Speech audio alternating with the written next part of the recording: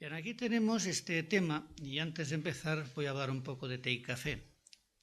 A mí me gusta mucho el café. El café griego me encanta, el italiano es buenísimo, en Francia hace muy buen café, en España también, en Holanda muy bueno, en Inglaterra yo bebo siempre té. Porque entre el té de Inglaterra y el café de Inglaterra prefiero el té, aunque prefiero mucho más el café allí donde se puede beber bien. Y bueno, tengo familia en Inglaterra y allí es que el café de allí, como uno no vaya a alguna cafetería profesional, así, un establecimiento, en los hogares todavía no han aprendido a hacer café. Aquí esté. Pero aquí es bueno. Vamos a hablar del tema tú y tu casa. Ese es un tema que encontramos por toda la escritura. Vemos ya que Dios, hablando de Abraham, ya lo veremos después, habla de que Él guiará a su casa después de Él para que guarden el mandamiento del Señor y cumplan su voluntad. Ya vemos que Josué también habla y dice, yo y mi casa serviremos al Señor. Vemos constantemente este tema de los padres guiando a los hijos en Deuteronomio. Enseñarás estas cosas a tus hijos cuando te levantes, cuando te sientes, cuando entres, cuando salgas. ¿Por qué? Porque el Señor sabe muy bien que los hijos reciben la enseñanza primordialmente de los padres. Los padres somos el factor único, como factor único somos el factor más poderoso en la formación de los padres. Es por esto que el Estado hoy día intenta reducir la edad de los niños para entrar a las escuelas. En Cataluña se está hablando de obligar ya como enseñanza obligatoria a partir de los 3 años, no a partir de los 6. ¿Por qué? Porque cuando un padre puede formar a sus hijos hasta los 6 años, tiene un factor muy ganado en la formación, en la vida y la conciencia de un niño. Pero la situación en que estamos hoy en día se queda reflejada en este versículo que podemos leer aquí, donde dice, y en toda la tierra de Israel no se hallaba herrero, porque los filisteos habían dicho, para que los hebreos no hagan espada o lanza. Por lo cual todos los de Israel tenían que descender a los filisteos para afilar cada uno la reja de su arado, su asadón, su hacha o su hoz. Y el precio era un pim por las rejas de arado y por los azadones, y la tercera parte de un siclo por afilar las hachas y por componer las aguijadas. Así aconteció que en el día de la batalla no se halló espada ni lanza en mano de ninguno del pueblo que estaba con Saúl y con Jonatán, excepto Saúl y Jonatán su hijo, y las tenían. Bien, ¿qué había sucedido? ¿Es que acaso no había habido herreros antes en tierra de Israel? Claro que había habido. Pero llegó un momento en que, debido a toda la época de los jueces, las infidelidades de Israel contra Dios, el sometimiento constante a sus enemigos, cuando los hijos de Israel habían pecado, dejando al Dios vivo y verdadero para adorar los dioses de sus enemigos. Entonces Dios los entregaba en manos de aquellos enemigos durante largo tiempo, hasta que les costaba comprender lo que les estaba sucediendo. A veces pasaban 30, a veces pasaban 40 años hasta que clamaban. Se dan cuenta, es todo esto que nos está sucediendo estas décadas es porque hemos dejado a Dios. Les costaba, lo habían ido dejando y se habían deslizado de una manera u otra a la idolatría. Y entonces estaban en una situación absolutamente de dependencia, pagando tributos, les robaban las cosechas, padecían hambre, destitución. Y la cosa había llegado ya en la época de Samuel a un estado en que, además de todo esto, les habían secuestrado los profesionales, seguramente los habían llevado cautivos, como hizo Babilonia posteriormente, que solamente dejó a los más pobres de la tierra en Israel, llevándose a todos los príncipes, a toda la gente que valiera su actividad para presentar ningún tipo de resistencia organizada al imperio de Babilonia, pues así con los filisteos en época mucho más anterior, que fue una época de cautividad de la tierra. No tenían herreros, Pero claro, necesitaban aperos, instrumentos para poder labrar la tierra, para poder arar, para poder cortar madera. Y estos instrumentos habían de ser de hierro, porque con bronce no se corta mucha madera. Y entonces, para mantener bien afilados esos instrumentos, necesitaban acudir a los filisteos. Los filisteos encima les cobraban y controlaban qué tipo de aperos tenían. De modo que en el día de la batalla, en todo Israel, solamente Saúl y Jonatán tenían espada. Este tema de afilar los instrumentos tiene su correspondiente. Cómo nosotros afilamos nuestras capacidades intelectuales, cómo nos formamos, cómo podemos recibir una instrucción. Y cuando unos padres envían a sus hijos a una escuela, lo hacen con la intención de que su capacidad intelectual se vaya desarrollando.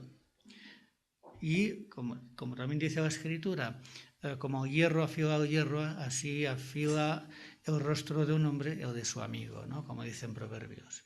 Ya que ese aspecto de afilar tiene mucha importancia.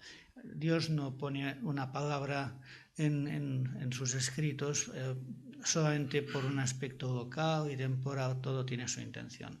Y aquí esto nos enseña lo que es esta dependencia de un enemigo que nos controla. Y nosotros estamos, en este aspecto, bajo un control de todo un mundo que es hostil a Dios. Aquí con esto yo ahora no digo que tengamos que instaurar una sociedad cristiana. Cuando vamos realmente a las Escrituras, vemos que hasta que venga el Señor, Satanás es el príncipe de este mundo. Y aunque el mundo ya ha sido juzgado, hay un tiempo de suspensión de la sentencia, tiempo de gracia.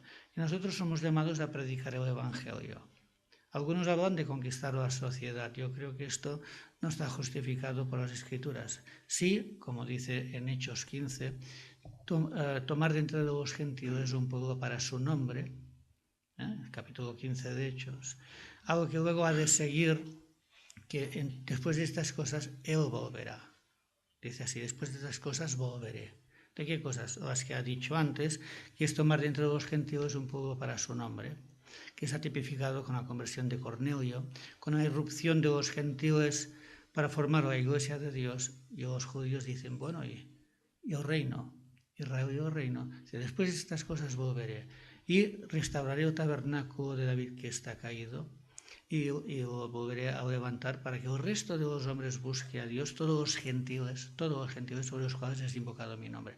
Aquí hay una teocracia, hay un reino, pero esto espera a un cumplimiento de una misión presente, que es esta gracia de Dios que ahora es predicada para formar algo especial, que es la Iglesia de Dios. Y la Iglesia de Dios nos encontramos necesariamente en un tiempo de oposición.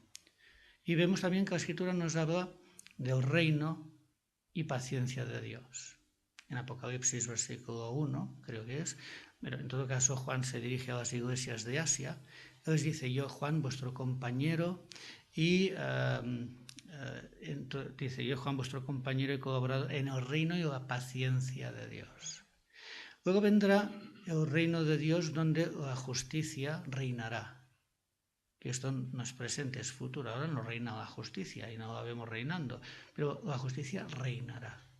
Y luego, después de haber reinado la justicia, vendrá aquel estado del que habla el apóstol Pedro, cuando dice en su segunda epístola, dice, nuevos cielos y nueva tierra, donde la justicia habita, donde mora la justicia. Morar ya no reinar.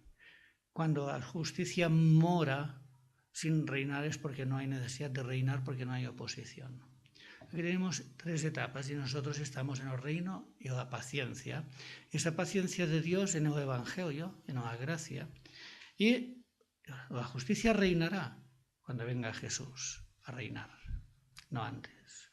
De modo que cuando hablamos de todo esto debemos tomarlo en el contexto de que nosotros tenemos como cristianos un encargo, una responsabilidad para nuestra casa, nuestro entorno, en no legislar el Evangelio, sino en proclamar la gracia de Dios en el Evangelio. No podemos legislar la gracia de Dios en la sociedad. La gracia es gracia que se dirige a los corazones para persuadir, para ganar, por el amor de Dios mostrado en Cristo y mostrado en la cruz al costo enorme de la muerte de Cristo. Y la salvación siempre es al costo de la muerte de Cristo y por fe en Él. Pero el hecho de que la justicia reinará solamente lo puede imponer aquel cuyo es el derecho. No se halló ninguno, ni en el cielo, ni en la tierra, ni debajo de la tierra, digno de abrir el libro, ni de romper sus sellos, hasta que vino el Señor Jesús, y Él sí que es el que es digno de hacer tal cosa. Y esto está precisamente ligado con la introducción del reino de Dios. De modo que nosotros somos llamados a mantener el testimonio de Dios en un tiempo de oposición, de contradicción, y como dice, si sufrimos con Él, era ese tiempo que se cumplen las aflicciones de Cristo en su iglesia, si sufrimos con Él, reinaremos con Él. Y en este padecimiento está una vida en contradicción con una corriente de este mundo existente, pero que nosotros somos llamados a confrontar con gracia, con paciencia, pero también con firmeza, en de llamar, como dicen en español de España, al pan pan y al vino vino, llamar a las cosas por su nombre, al pecado por su nombre, no con arrogancia, sino como aquellos que, habiendo seguido la corriente de este mundo en otro tiempo, hemos alcanzado misericordia por la gracia de Dios y somos puestos como testigos de este amor para que otros también puedan alcanzar esta misma misericordia. Vamos a pasar pues ahora al primer tema. A ver, tomaré esto que tan amablemente me han dado, porque primero tenemos que introducir todo el tema de la antropología. ¿Y por qué es importante esto? Porque si el hombre no es nada más que un animal que se ha imaginado un Dios, pero que es un Dios que no es realmente una realidad objetiva fuera de sí mismo, el planteamiento de la educación, si es que merece la pena dar una educación a tal ser, será uno. Y si este presupuesto que se nos da desde las escuelas hoy día es falso, ¿cómo vamos nosotros a afrontar la educación de nuestros hijos en medio de un sistema de pensamiento que es totalmente contradictorio, no meramente a las Escrituras, sino a las Escrituras como reflejo de la verdadera realidad? Cuando hablamos de que una cosa es antibíblica, a veces, en algunas ocasiones, si no tenemos una formación real sobre la realidad que nos rodea, tendemos a pensar en las Escrituras y nuestra fe en las Escrituras como un salto de fe. Y que los datos parecen indicar aquello, pero la Biblia nos manda por allí una tensión entre una realidad que detentan los científicos, ateos y materialistas, y aquella historia que nos cuenta la Biblia. Pero es que la historia que nos cuenta la Biblia es reflejo de la realidad, y veremos cómo podemos llegar a esta conciencia y que lo que nos están dando los académicos modernos en unos sistemas que realmente están puestos para ateizar a la juventud y engendrar una nueva realidad, estos sistemas son ciencia ficción, historia ficción, filosofía ficción. ¿Cómo conocemos al hombre? ¿Es entonces el hombre una imagen de Dios o un accidente temporal carente de sentido?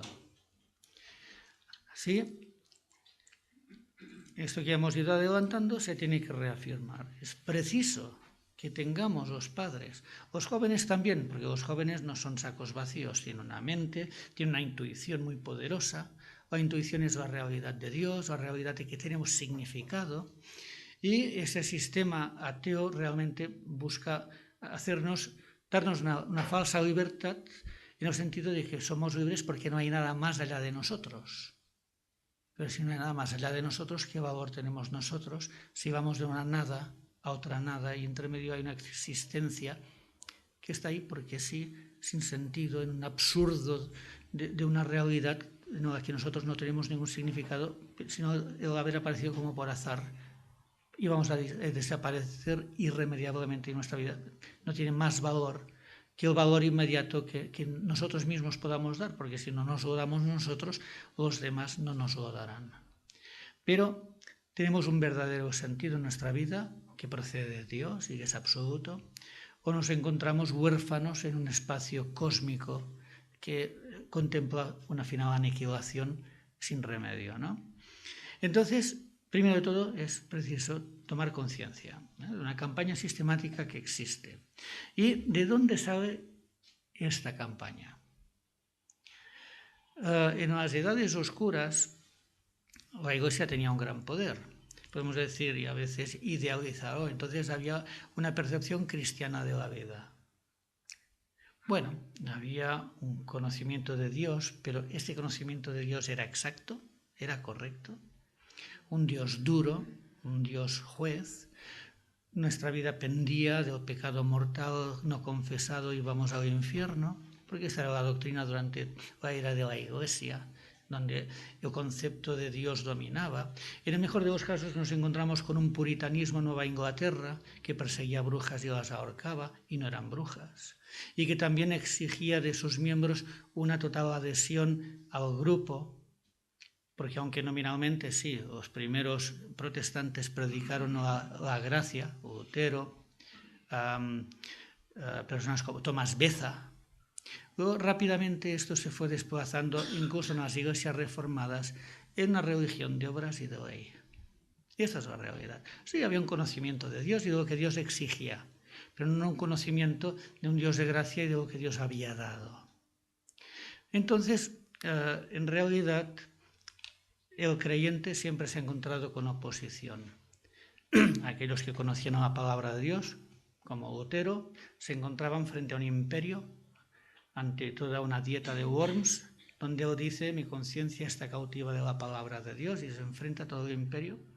Otros, disidentes en medio de puritanismos teológicos que eran la deformación del antiguo descubrimiento de la Reforma, pero que se habían solidificado y fosilizado en formas que eran de ley y no de gracia.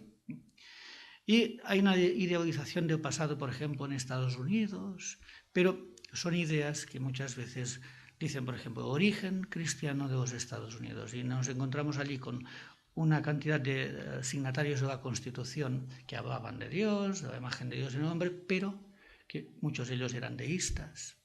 Otros, como cristianos, tenían unas perspectivas muy defectuosas de la gracia de Dios, no del Evangelio como tal. Algún residuo entre ellos que sí, pero la gran mayoría eran legislar las leyes de Dios dentro del mundo en que se encontraban, lo cual llevó a una gran reacción, como en Holanda, la llamada el intento de república cristiana que hubo en los años 20 y 30, ¿no? Porque cuando nos salimos del lugar de testigos de la gracia de Dios y queremos dominar un mundo que solamente lo puede llegar a dominar el Señor Jesús, es lógico ver las reacciones del hombre natural, al cual no se le puede imponer la voluntad de Dios si no hay una conversión ni una regeneración en gracia. El hombre en la carne no puede llevar a cabo las obras de Dios y no las podemos legislar. Somos llamados a hablar de salvación, de regeneración por la fe, por la obra del Espíritu, en gracia. Cuando venga el Señor Jesús, Él, con juicios justos, impondrá la justicia en la tierra. Y además con una obra especial del Espíritu, por los méritos de su cruz y por el poder del Espíritu, como siempre, pero en otra administración de sus tratos con los hombres. Debemos ser conscientes por esto, ¿no? ¿Cómo vamos nosotros a actuar en medio de este mundo para mantener un testimonio de la gracia de Dios mediante el Evangelio hasta que el Señor nos recoja y venga Él en persona? Ahora, el gran tema es todo el ámbito de testimonio que tenemos, que es hasta lo último de la tierra, para tomar de entre los gentiles un pueblo para su nombre. Y también es urgente, es apremiante, el principio que es inamovible de tú y tu casa. Vamos a ver ahora un poco de contenidos para motivarnos como cristianos sobre aquello que encuentran nuestros hijos cuando van a la escuela y nosotros pensamos, bueno, van a aprender a leer, a escribir, aritmética, geometría, van a aprender historia, bien, geografía, y van a aprender ciencias naturales. Pero lo que aprenden, y aquí es un texto, eso está traducido al catalán, pero hay sus análogos también en castellano, en el resto de España, Y en la página 99 de un texto de Filosofía y Ciudadanía para estudiantes de 16 a 18 años, se dice: la especie humana, fruto de la evolución desde otras especies de homínidos anteriores, se presenta como singular dentro del mundo animal. Aquí no se trata de hipótesis, se trata de una realidad que les enseñan para que la sepan, ¿no? Aquel espíritu crítico que sabe, en realidad no existe. ¿De dónde saben estos contenidos? ¿Cómo es posible que se hable con esta certidumbre de que el hombre es meramente otro animal, aunque singular dentro del mundo animal? Hay toda una campaña desde el final de la Segunda Guerra Mundial por transformar la educación. Esta campaña surge precisamente de una agencia de las Naciones Unidas que fue formada con estos fines, la UNESCO, para la educación y la cultura. Agencia de las Naciones Unidas para la Educación y la Cultura. La UNESCO fue fundada por un hombre que se llamaba Julian Huxley. Y este hombre, Julian Huxley, aunque no todo desciende por familia, porque hay familias que tienen nietos que piensan muy distinto de sus abuelos, pero esta familia, el abuelo de Huxley era Thomas Huxley, que era el bulldog de Darwin, el gran defensor e impulsor de las ideas de Darwin, y que formaba parte del Club X, que no es una teoría de la conspiración, sino una realidad constatada históricamente, de un grupo de personas metidas dentro del ámbito académico de la Royal Society, que establecieron un club prácticamente secreto. Después salió todo por la correspondencia, que se cruzaron, todo esto ha sido absolutamente desvelado, no es una teoría, en la que se reunían con una frecuencia determinada para comer juntos y ir cada uno dentro de su ámbito de influencia, situar sus peones en los distintos ámbitos del mundo académico, universidades, editoriales, instituciones formales de enseñanza, asociaciones profesionales y científicas, de modo que cuando llegó ya al final del siglo XIX, todas esas instituciones estaban ocupadas por personajes de persuasión atea, humanista y anticristiana. Uno puede decir, bueno, es que Darwin en realidad no predicó en contra de Dios, porque incluso en el origen de las especies da lugar a que unas primeras formas de vida que hubiera creado Dios. Bueno, eso era un brindis al sol en sus cartas personales, que surgieron porque su nuera Nora Barlow publicó los volúmenes de sus cartas que se suponía tenían que mantenerse en la confidencialidad. Allí él habla abiertamente, como en una carta a su hijo, una carta a un conocido: no puedo imaginar cómo nadie quiera creer que el cristianismo sea cierto, porque en tal caso mi padre, que era un manifiesto ateo, y muchos de mis mejores amigos estarían sufriendo las penas del infierno. Luego también Darwin había recibido un golpe muy fuerte con la muerte de su hijita pequeña, creo que Annie, con 4 o 5 años, cuando estaba en sus 30 y pico años. En una carta a su hijo, todas las cartas están conservadas y además ahora se pueden encontrar, están todas digitalizadas en internet. Una carta a uno de sus hijos le dice: un ataque verdaderamente bueno contra el cristianismo no es ni siquiera el de Voltaire con toda su elocuencia, porque los ataques frontales parecen no ser tan eficaces. Lyell se refiere al fundador de la moderna interpretación histórica de la geología, en la que eliminaba el diluvio, eliminaba cataclismos y eliminaba toda presencia de Dios en una falsa interpretación de la historia geológica de la Tierra. Lyell, Principios de Geología. De 1830 a 1833, Lyell publicó 3 volúmenes de esta obra, que fue muy influyente para conformar la moderna perspectiva que hasta hoy se mantiene a grandes rasgos en el pensamiento en las facultades de geología. Y dice, Lyell ha hecho mucho más con su libro Principios de Geología por destrozar la fe cristiana que el mismo Voltaire. Parece que los ataques solapados y por los flancos son más eficaces. Esto evidentemente muestra el tipo de motivación que llevaba a Darwin y aquellos que juntamente con él fueron copando instituciones como la Sociedad Geológica de Londres, la Real Sociedad, que era sobre filosofía general. Filosofía en inglés antiguo se refería a estudié todas las ciencias. Y pues realmente nos encontramos con el crecimiento y el auge de la familia Huxley, que para el siglo XX contaba con dos distinguidos representantes nietos de Thomas Huxley.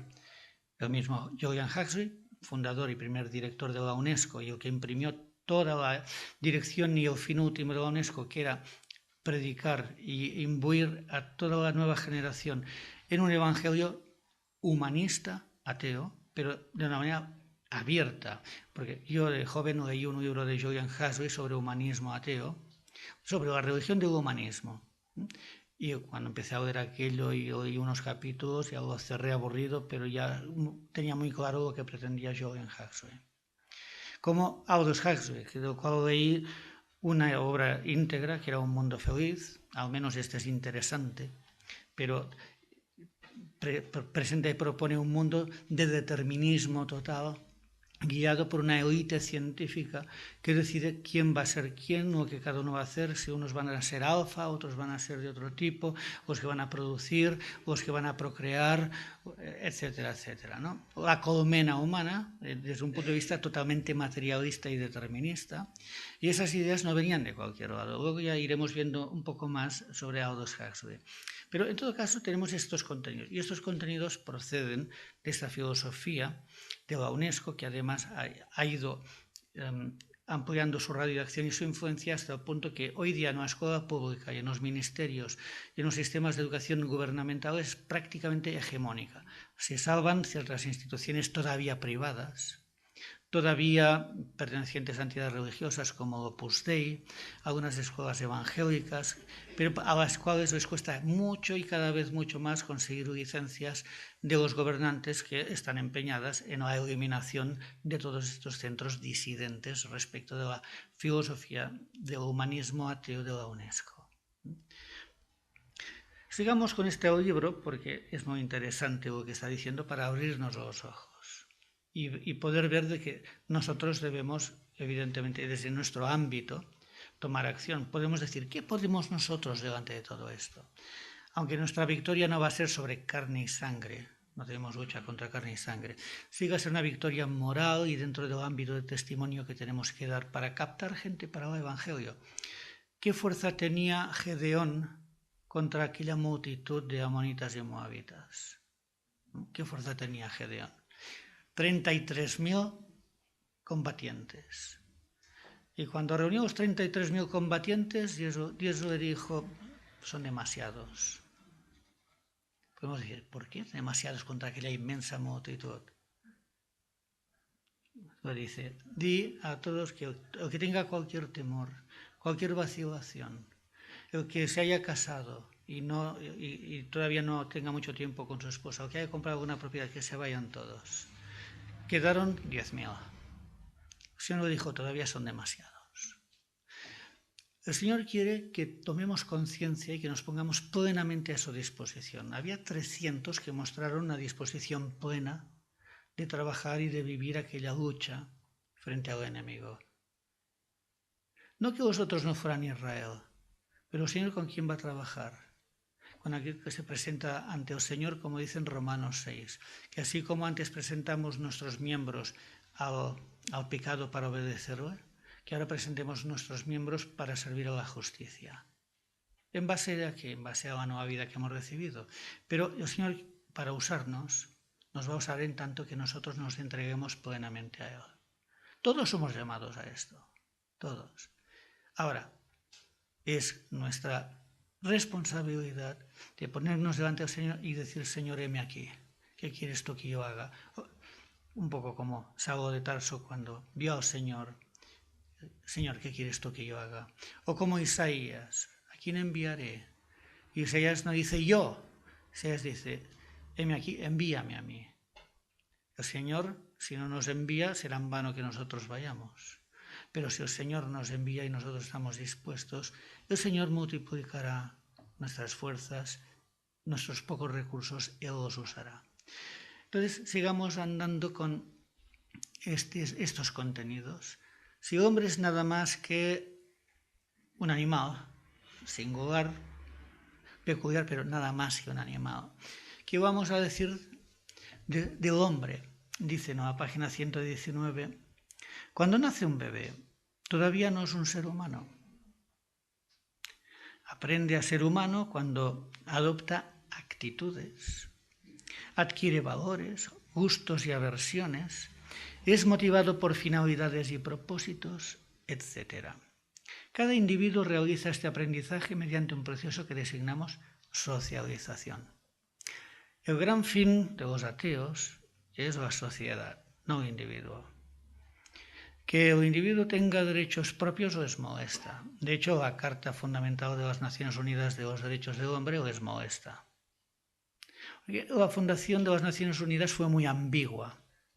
Había un componente con una fuerte influencia protestante, Roosevelt, Truman, y una América que todavía mantenía una memoria histórica del derecho de cada individuo, basada en la Declaración de Independencia, el prefacio, ¿no?, donde habla del hombre como creación de Dios.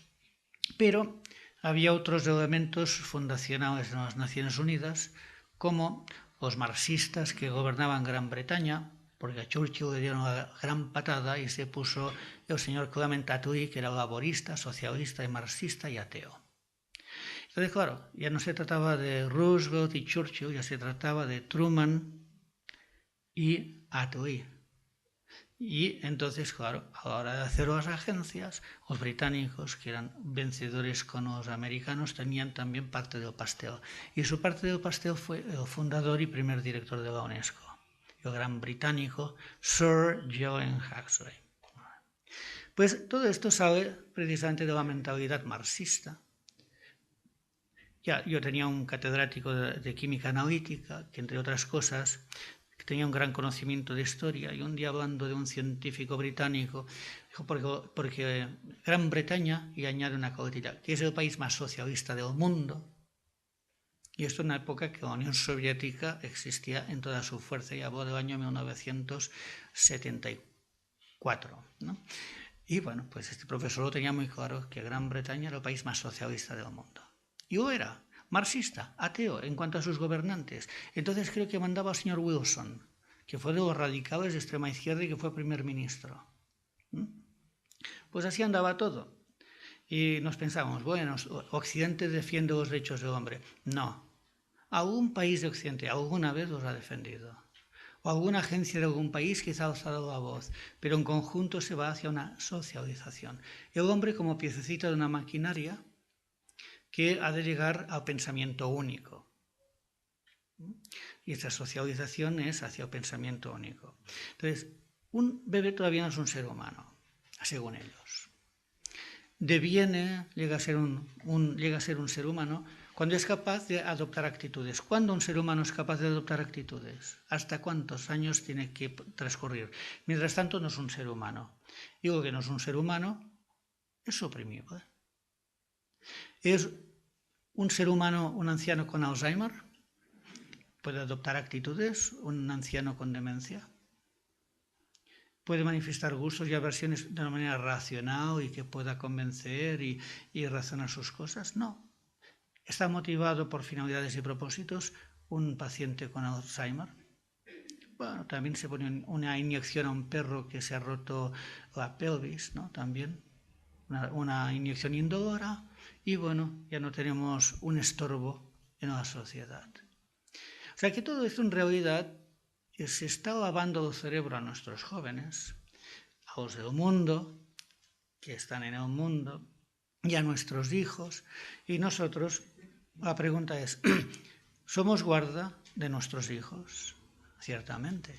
Somos guarda de nuestros hermanos a nivel general, de aquellos que no conocen a Cristo, pero que por humanidad llevan nuestra sangre, y a los que tenemos que tratar de arrancar de los brazos del diablo.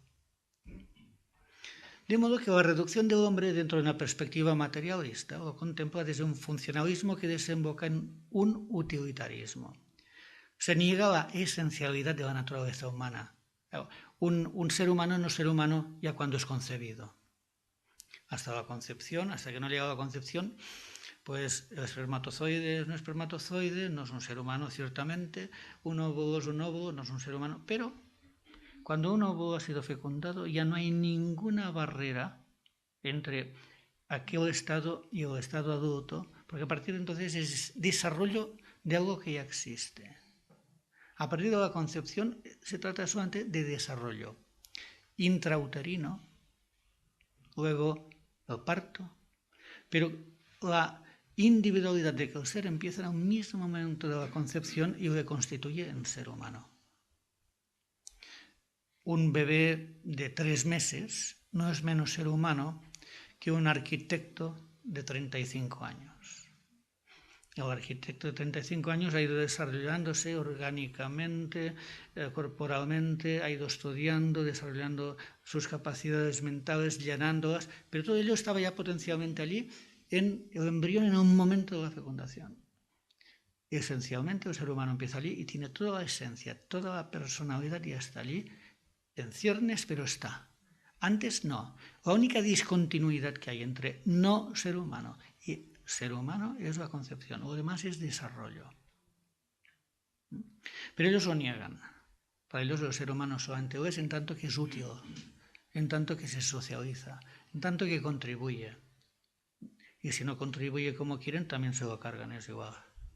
A un campo de trabajo y si no se reeduca, pues se suprime también, porque quizás es peor un ser humano contradictorio que un no ser humano, ¿no?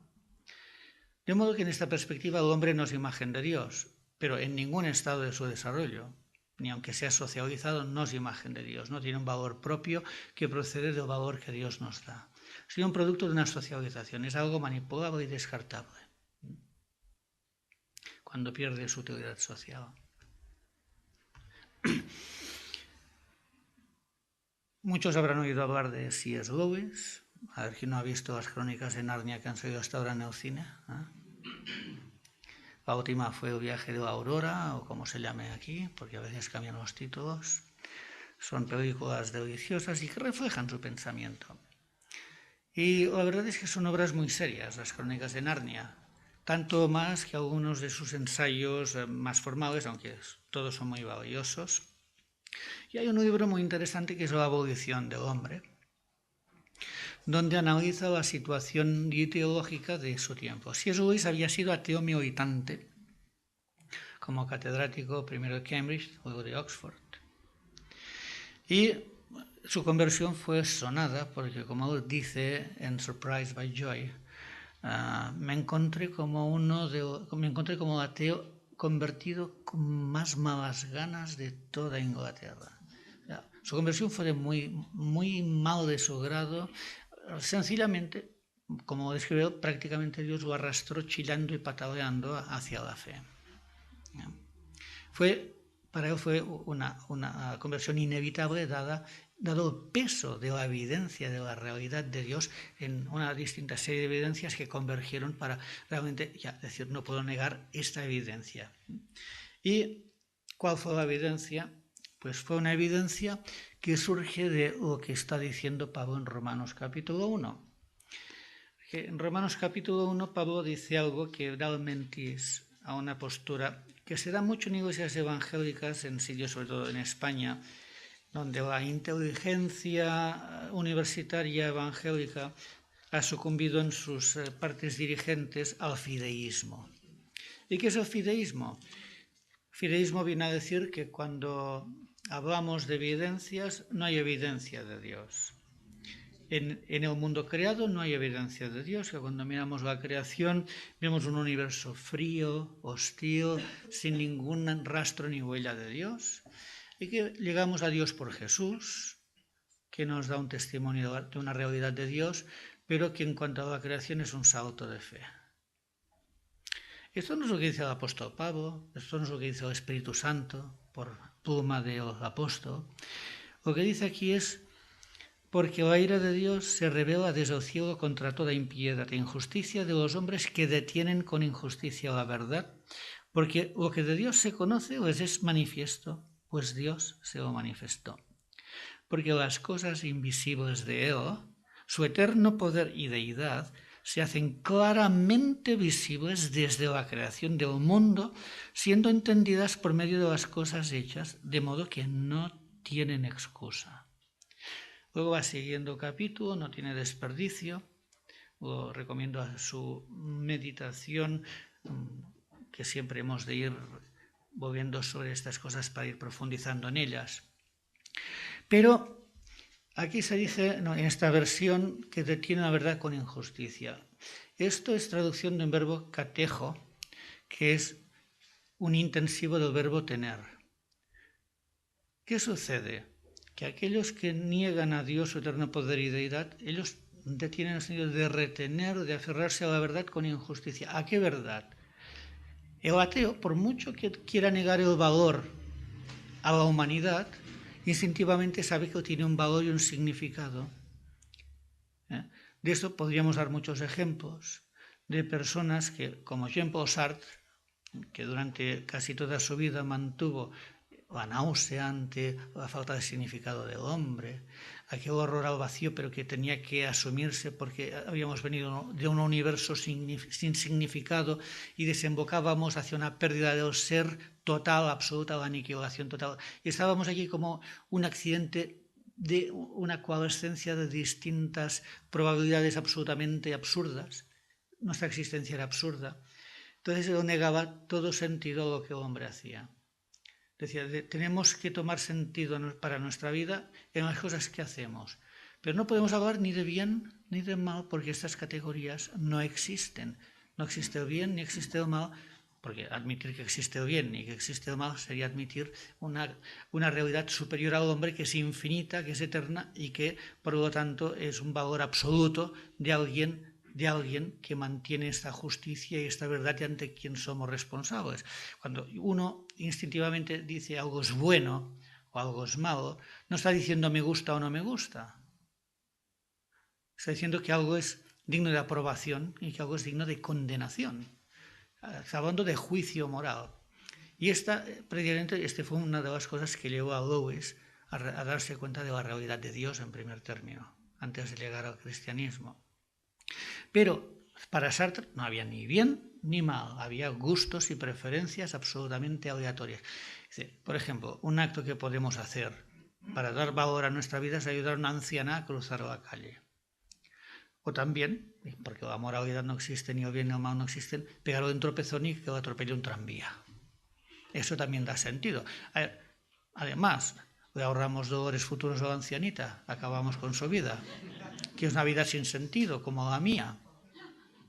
Pero claro, cuando uno empieza a pensar, uno sabe que esto no es cierto. Cuando vino la guerra de Vietnam, el señor Jean-Paul Sartre era de izquierdas, lo cual también es absurdo si la vida no tiene significado. Y entonces alzó la voz en contra de la acción americana en Vietnam, hablando de que aquello era injusto, que aquello era malo y que los americanos, el gobierno americano era condenable. Él no pudo mantener sus propias presuposiciones. ¿Por qué?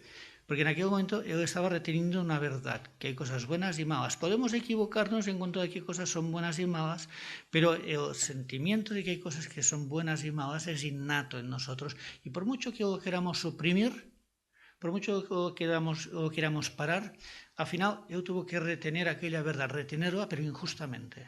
Porque negaba a Dios, pero retenía una verdad de que hay cosas buenas y que hay cosas malas.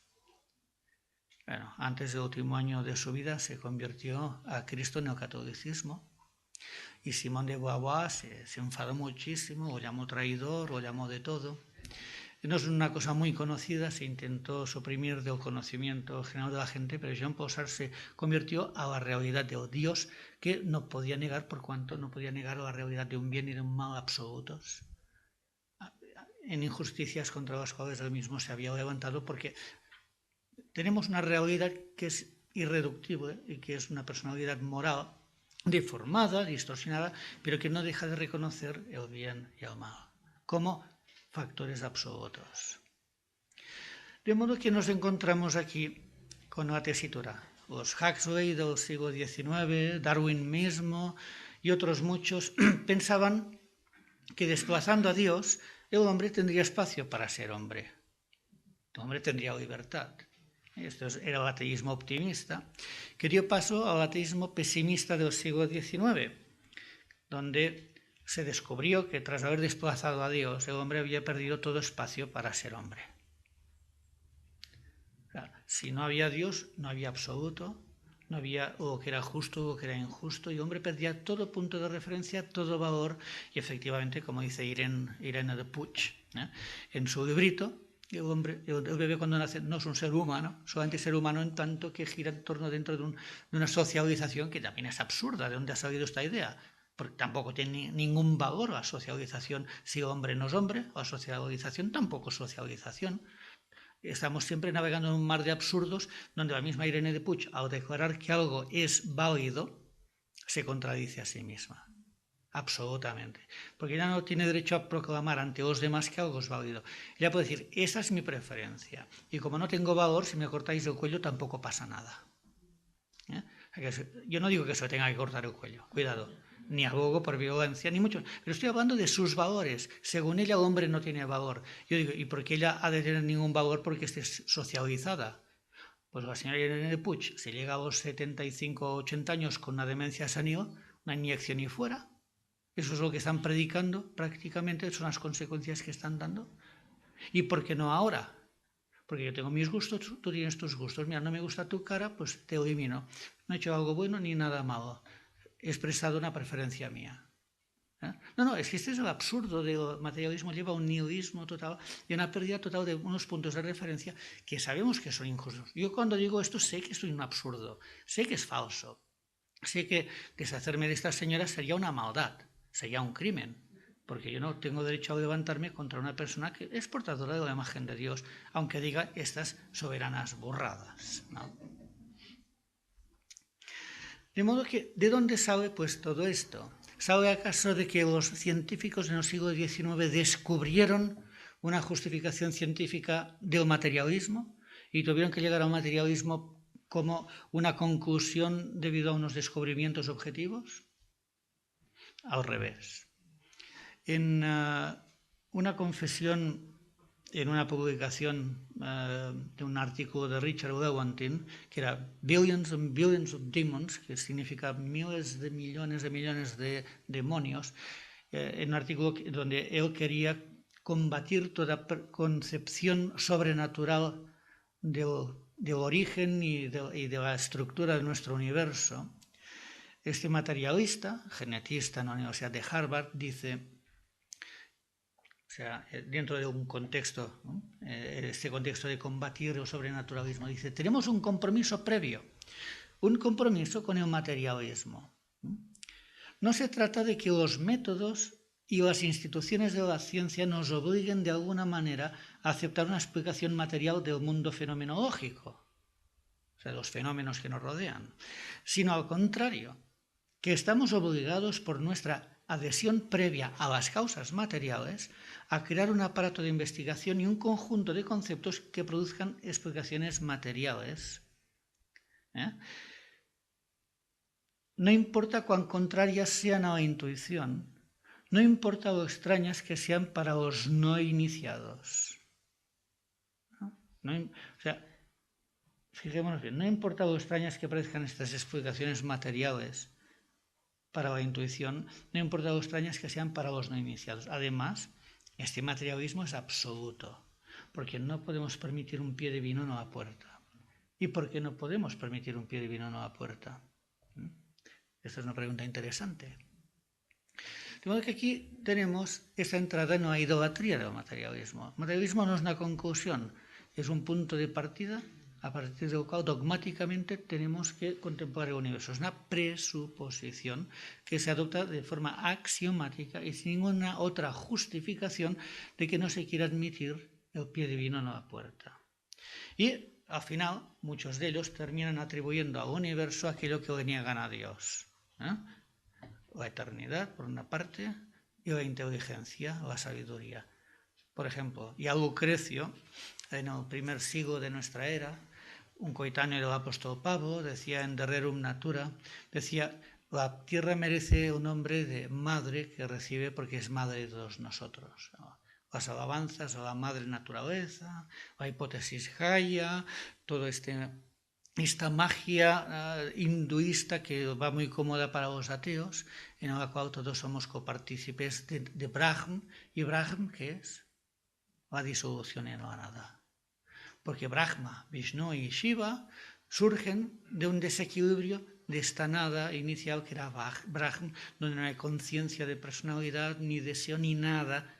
No hay conciencia del ser, pero la conciencia del ser empieza con un desequilibrio en Brahma y deviene en la Trinidad creadora, preservadora y destructora de Brahma, Vishnu y Shiva. ¿Ya? Y esta es la filosofía que toma muchos adeptos dentro del campo ateo, porque el hinduismo es totalmente compatible con el materialismo y con estos conceptos de naturalismo. O sea, niegan a Dios la adoración que le corresponde y adoran en su lugar al ser creado, lo que es injusticia, denunciado en la Escritura, como un pecado capital de una cultura rebelde contra Dios. Bien, vamos a hacer un receso, me parece que estamos ya en la hora, y luego seguiremos con los caballeros que marcan desde su tumba a la educación modernísima del siglo XXI, que está esclavizada bajo las cadenas de un pensamiento absolutamente obsoleto, pero que se sigue bajando por las tragaderas de nuestra sociedad.